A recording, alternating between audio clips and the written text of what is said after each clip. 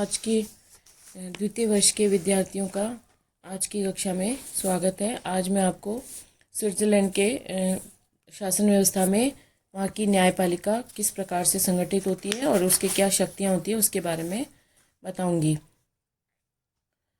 Switzerland की शासन व्यवस्था में एक संघीय सर्वोच्च न्यायालय की स्थापना की गई है। वर्तमान संविधान के द्वारा संघीय न्यायाधिकरण के स्थान पर संघीय सर्वोच्च न्यायालय व अन्य न्यायिक सत्ताओं की स्थापना की गई है। वर्तमान संविधान के अनुच्छेद 188 से 191 सी तक में इस न्यायिक सत्ताओं की रचना तथा क्षेत्राधिकार का उल्लेख किया गया है।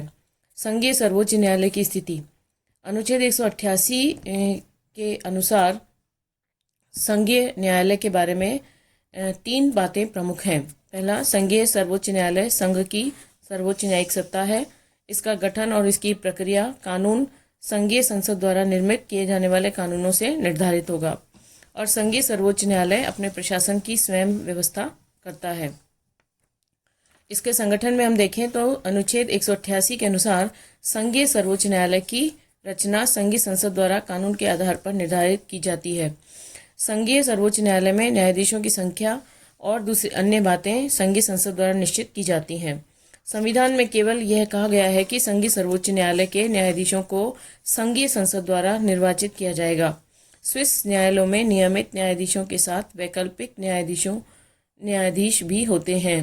नियमित न्यायाधीशों द्वारा अपना कार्य करने में असमर्थ होने की स्थिति में उनके स्थान पर वैकल्पिक न्यायाधीश द्वारा कार्य किया जा सकता है। सभी न्यायाधीशों को संघीय संसद 6 वर्ष के लिए निर्वाचित करती है और न्यायाधीशों के पुनः निर्वाचन पर कोई प्रतिबंध भी नहीं है। परंपरा के अनुसार न्यायाधीश जब तक इस पद पर कार्य करना चाहें पुनर्निर्वाचित होते रहते हैं। उस संबंध में कोई आयु संबंधी भी प्रतिबंध नहीं है। व्यवहार में न्यायाधीश उस वर्ष त्यागपत्र दे देते हैं जिस वर्ष उनकी आयु 70 वर्ष की हो जाती है। इस पर पुनर्निर्वाचन के आधार पर न्यायाधीशों के निरंतर अनुभव से लाभ उठाया जा सकता है। न्यायाधीशों की नियुक्ति हेतु निर्वाचन की पद्धति को अपनाने से न्यायिक स्वतंत्रता पर विपरीत प्रभाव पड़ता है और वे राजनीतिक प्रभाव में कार्य करते हैं। लेकिन स्विट्जरलैंड में पुनर्निर्वाचन की परंपरा अपनाए जाने के कारण ये आशंका लगभग समाप्त ही है। सर्वोच्च न्यायालय में एक प्रधान तथा एक उप प्रधान होता है जिनका निर्वाचन संघीय संसद द्वारा 2 वर्ष की अवधि के लिए किया जाता है। प्रधान या उप प्रधान पद पर तुरंत ही दूसरी अवधि के लिए इनमें से किसी को निर्वाचित नहीं किया जा सकता। संघीय सर्वोच्च न्यायालय का मुख्य स्थान वार्ड कैंटन की राजधानी लासेन नगर में है। सभी न्यायाधीशों को वहीं रहना होता है और राजनीतिक और नागरिक अधिकार उन्हें उस कैंटन से प्राप्त होते हैं जिसके वे निवासी हैं। संघीय सर्वोच्च न्यायालय के न्यायाधीश अपने पद पर रहते हुए न तो संघीय सरकार या कैंटनों की सरकारों के अधीन कोई नौकरी कर सकते हैं और न किसी निजी व्यवसाय या उद्योग का संचालन कर सकते हैं। क्षेत्राधिकार अनुच्छेद 189 में संघीय सर्वोच्च न्यायालय के क्षेत्राधिकार का उल्लेख किया गया है, जिसमें पहला संघीय कानून, दूसरा सार्वजनिक अंतर्राष्ट्रीय कानून, तीसरा कैंटनों के आपसी संबंधों से संबंधित कानून, चौथा कैंटनों के संवैधानिक अधिकार, पांचवा म्यूनिसिपैलिटीज की स्वायत्तता और कैंटनों द्वारा सार्वजनिक निगमनात्मक संस्थाओं को प्रदत्त गारंटियां, छठा संघीय और कैंटनों के प्रावधान और राजनीतिक अधिकार प्रदान किए गए हैं। राजमंडल और कैंटनों के बीच विवाद राज्यमंडल और कैंटनों के बीच तथा कैंटनों में परस्पर उत्पन्न होने वाले सार्वजनिक कानूनों से संबंधित विवाद इसके अंतर्गत आते हैं। अनुच्छेद 189 के प्रावधान के अनुसार 6 स्थितियों के संबंध में जो विवाद उत्पन्न होंगे उन विवादों की सुनवाई संघीय सर्वोच्च न्यायालय द्वारा की जाएगी। कानून के आधार पर संघीय सर्वोच्च न्यायालय को अन्य बातों के संबंध में क्षेत्राधिकार प्रदान किया जा सकता है, लेकिन संघीय सर्वोच्च न्यायालय पर एक स्पष्ट प्रतिबंध यह है कि संघीय संसद द्वारा निर्मित कानूनों और संघीय शासन के आदेशों को संघीय सर्वोच्च न्यायालय के सम्मुख चुनौती नहीं दी जा सकती। कानून के आधार पर इस स्थिति के अपवाद निश्चित किए जा सकते हैं। आंशिक न्यायिक पुनरावलोकन की व्यवस्था संवैधानिक अधिकार क्षेत्र में एक विशेष बात यह है कि अमेरिकी संघ के सर्वोच्च न्यायालय के समान स्विस संघीय सर्वोच्च न्यायालय को पूर्ण अर्थों में न्यायिक पुनरावलोकन की शक्ति प्राप्त नहीं है, बल्कि यह शक्ति आंशिक रूप में प्राप्त है।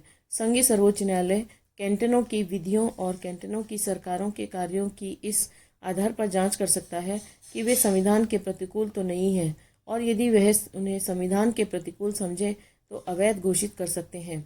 लेकिन इसे संघीय क्षेत्र में न्यायिक पुनरावलोकन का अधिकार प्राप्त नहीं है, अर्थात वह संघीय संसद द्वारा निर्मित कानूनों को असंवैधानिक घोषित नहीं कर सकता।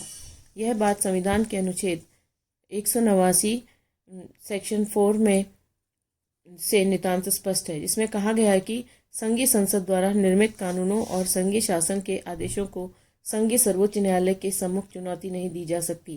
कानून के आधार पर इस स्थिति के अपवाद निश्चित किए जा सकते हैं। स्विट्जरलैंड में न्यायिक पुनरावलोकन न होने की कुछ पक्षों द्वारा आलोचना की गई है, जैसे कि डाइसी ने कहा है कि संविधान निर्माताओं की विफलता और संवैधानिक त्रुटि बताते हैं, लेकिन वास्तव में वह धारणा त्रुटिपूर्ण है। स्विस नागरिक अत्यधिक प्रजातंत्रवादी हैं और वे जन इच्छाओं पर कोई प्रतिबंध स्वीकार नहीं करते। इस कारण उनके द्वारा न्यायिक पुनरावलोकन को नहीं अपनाया गया है। हैंस हुबर ने उचित रूप में कहा है कि समष्टि रूप से स्विट्जरलैंड के लोग लोकतंत्र अर्थात जनता की इच्छा के पालन को संवैधानिक अर्थात संविधान की इच्छा के पालन से उच्च स्थान प्राप्त कर सकते हैं। स्विस संघीय सर्वोच्च न्यायालय की अमेरिकी सर्वोच्च न्यायालय से तुलना। स्विट्जरलैंड में संयुक्त राज्य अमेरिका के ही समान संघात्मक शासन व्यवस्था है, और इस कारण यह सोचा जा सकता है कि स्विट्जरलैंड का संघीय सर्वोच्च न्यायालय अमेरिकी सर्वोच्च न्यायालय के ही समान होगा, किंतु वस्तुतः दोनों के संगठन और शक्तियों में महत्वपूर्ण अंतर है, जिनका अध्ययन अग्र प्रकार से किया जा सकता है। संगठन में भिन्नता। स्विस संघीय न्यायालय के न्यायाधीशों का निर्वाचन संघीय सभा करती है, लेकिन अमेरिका में सर्वोच्च न्यायालय के न्यायाधीशों की नियुक्ति सीनेट की सहमति से राष्ट्रपति द्वारा की जाती है। अधिकार क्षेत्र में भिन्नता। प्रशासनिक क्षेत्र में संयुक्त राज्य अमेरिका में संघीय न्यायालय को प्रशासनिक न्याय संबंधी शक्तियां प्राप्त नहीं हैं, और प्रशासनिक विवादों के संबंध में निर्णय साधारण न्यायालयों द्वारा किया जाता है, किंतु स्विट्जरलैंड में संघीय न्यायालय को प्रशासनिक विवादों के संबंध में अधिकार क्षेत्र प्राप्त है। संवैधानिक क्षेत्र में एक राज्य के सर्वोच्च न्यायालय और विशेषतया संघ राज्य के सर्वोच्च न्यायालय के लिए प्रशासनिक अधिकार क्षेत्र की अपेक्षा संवैधानिक अधिकार क्षेत्र ही अधिक महत्व रखता है, और संवैधानिक अधिकार क्षेत्र की दृष्टि से अमेरिकी सर्वोच्च न्यायालय की स्थिति स्विस संघीय न्यायालय की तुलना में बहुत अधिक उच्च है। इस प्रकार अमेरिकी सर्वोच्च न्यायालय की तुलना में स्विस संघीय सर्वोच्च न्यायालय का अधिकार क्षेत्र बहुत अधिक सीमित है, और इसी आधार पर यह कहा जा सकता है कि अमेरिकी सर्वोच्च न्यायालय की तुलना में स्विस संघीय सर्वोच्च न्यायालय की स्थिति अत्यधिक हीन है। धन्यवाद।